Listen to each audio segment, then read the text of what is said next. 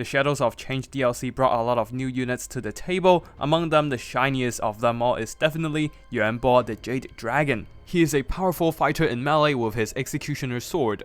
As a master of elemental winds, he can call in magic to support his allies or disrupt his enemies. And if Cathay needs something to turn the tide, just like his siblings, he can transform into his dragon form, dominating the battlefield with his sheer presence. In this unit focus video, we'll talk about what new tools is Yuan Bo bringing to the table for the Grand Cathay faction.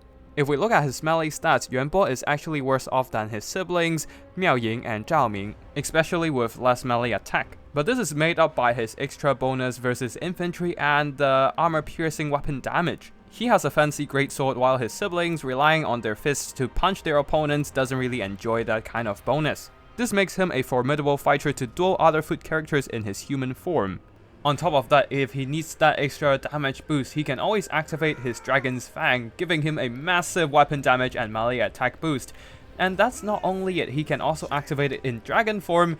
As a dragon, he has more weapon strength, and this maximizes the percentage-based buff from the Dragon's Fang. After activating the item, we can see that he has over 90 attack and over 1000 weapon strength, most of that armor piercing as well, turning him into an absolute killing machine. Now of course, what makes Yuan Bo the best character hunter in the entire DLC is his Emperor's Executioner ability, allowing him to delete any target that is below the HP threshold. Because the threshold is percentage based, the chunkier the target, the more benefit it would reap. For example here, Kugav Plaguefather having over 2600 HP but already within the execution threshold. Even with so much HP left, Kugav will still be deleted from existence. The ability alone isn't that broken, but the trait of Executioner is a major concern on the multiplayer meta because it doesn't only execute characters but also any single entity. For example, the Sentinel here, you can see that there is the executable logo on top of him, and if he gets hit by Yuan Bo, he will instantly drop dead. This new execution mechanic has way too many implications on the multiplayer scene, so we'll be using a separate video to talk about it. As for Yuan Bo himself, I do think that he might be a bit too strong for multiplayer. Sure, he might be slow on foot, but he does have Net of Amyntok to limit his target's movement, so if he nets something, he can walk up and slay his target. Pretty much the only way to save your single entities is to keep them away from Yuan Bo as far as possible, or bring those flying ones where he can't reach them in his human form. Now the execution trait might be strong, but I do think that the best thing Yuan Bo brings to the table is his ability to support the Cathay army. At first glance, it doesn't seem to be the case. His armor is nice but nothing to write home about. Basically similar to the War Drum. Most of his spells also exist on the Cathay roster, nothing we've never seen before. Comet, Blossom Wind, Talons of the Night, and Jade Shield. They're decent but no game changer. Shim's Burning Gaze is also a rather mediocre missile spell. There are better missile options for Cathay really. The real game changer is this, the Net of Amyntok, finally giving Cathay an option to immobilize their targets.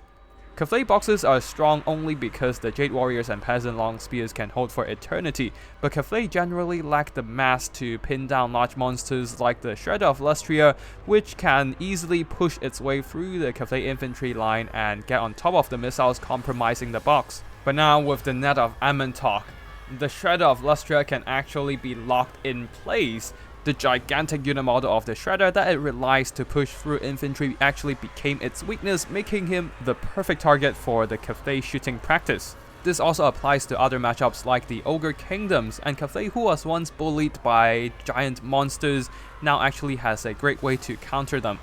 In the past, Storm of Shadows is Cathay's best crowd control, but it is rather limited with only speed reduction, not complete immobilization.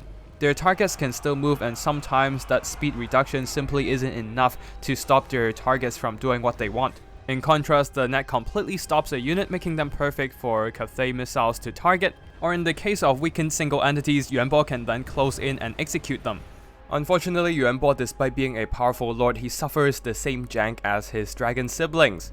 Here's an example. He is trying to hit Arcane the Black at 2700 HP, but his tail whip misses. For some reason, this attacking animation has some targeting issues, never hitting the intended target, instead just hitting some empty space. Yuan Bo right now has attempted 3-4 hits, but Arcane the Black has not taken a single HP damage so far. Yuan Bo has more powerful melee stats in his dragon form, but if you want to snipe specific characters, it is perhaps better to keep him in human form.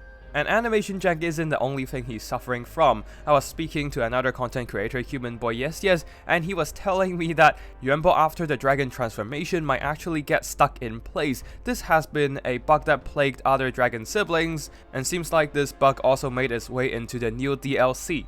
Overall, I would say Yuan Bo is a very strong addition to the Cathay roster, not only bringing an additional powerful melee character, but also providing some unique support with his items, abilities, and spell kit. His Executioner trait, Executioning ability, Dragon's Fang sword, and that of Amyntok all makes him extremely strong in character sniping. The only shortcoming of Yuan Bo comparing to his dragon siblings is that he doesn't have any access to self-healing. This gives him less survivability than the other two Cathay dragons, but in my opinion, his net of Amyntok spell, because it synergizes so well with the Cathay missile playstyle, it is more than enough to make up for the lack of healing. I expect to see him a lot in multiplayer battles, though with his Executioner trait being so strong, perhaps even overtuned, I wouldn't be surprised if tournament rules decided to ban him for now.